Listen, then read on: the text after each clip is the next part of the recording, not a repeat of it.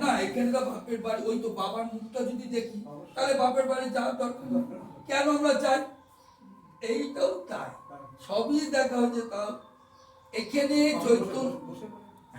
চৈতন্য মহাপ্রভু এখানে শান্তিপুর থেকে পানিহাটি যাচ্ছিলেন দইচিনের মেলায়।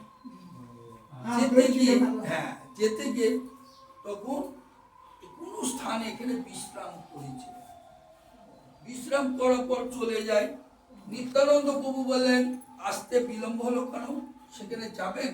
যাবে, চলো। নিতাই গৌর একসাথে আসি। একবারে চৈতন্য মহাপ্রভু বলছেন, একবারে সবকিছু উজাড় করে দাও। আর নিত্যানন্দ প্রভু বলছে, একবার নাম কর। ওই যে নিত্যানন্দ আছে, একবার নাম।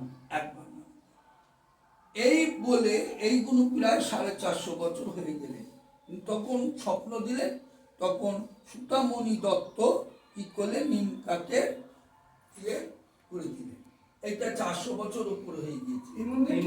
মন্দির না, মূর্তিটা আগে খ্যারের ঘর ছিল, টালির ঘর ছিল, টিনের ঘর। কোনো ভক্তরা এরকম দিয়েছে। এবার 1, 2, 3 ভক্ত মিলে এই যে ভিত হচ্ছে না, হ্যাঁ, সব দিকে 14 ফুট করে বাড়ছে, ঘর বড় হচ্ছে। এবার আমাদেরকে 365 দিনের মধ্যে 3 দিন হচ্ছে কমিটি, অধিবাস, নাম কীর্তন, মৎস্য হয়ে গেছে, হয়ে গেল। পঞ্চম তলে হয়ে গেল, হ্যাঁ, সব চলে গিয়েছে। আর নেই, এই বাবাজি থাকে। এই বাবাজি দয়া করে পারলে বাবাজি এই ভোগের ব্যবস্থা সবই করে। এই পয়সার জন্য এখানে যা পড়ে তাই নিতাই গৌর সেবা আর সে পায়। চিনতে পারছেন? হ্যাঁ, ওই তো, হ্যাঁ, চিনতে পারছি তো। ওই আমি না, আমি যে থাকি, আমি যে নিতাই গৌরকে সেবা দিই, আমি তো বলতে পারবো না আমি কি। সেই জন্য আপনারা এসছে, যদি পারে কিছু দিয়ে আমাদের। আপনি বললেন মহাপ্রভু কত বছর আগে এসেছিল এখানে? 500 বছর আগে। 500 বছর আগে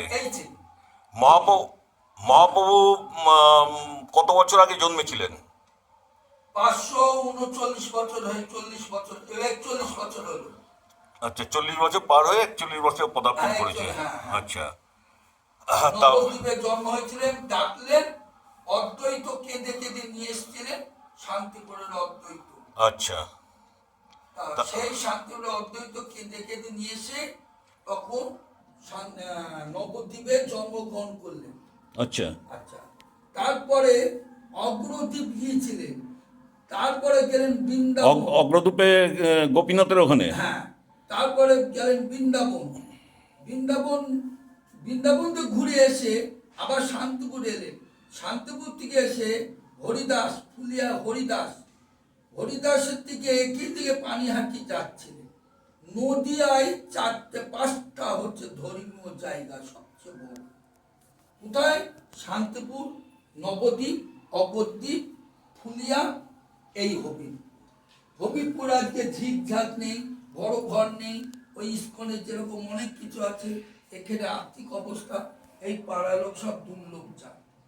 সেই জন্যে অনেকবার নিতে গিয়েছিল, ইস্কনের থেকে দখল করতে এসেছিল, গ্রামবাসীরা দিইনি, বুঝলেন তো। এইভাবে এখানে একমাত্র যে থাকবে, ভিক্ষা করে হোক, থালা পাতানো, পুষায় থাকো, না পুষায় চলে, এই হচ্ছে।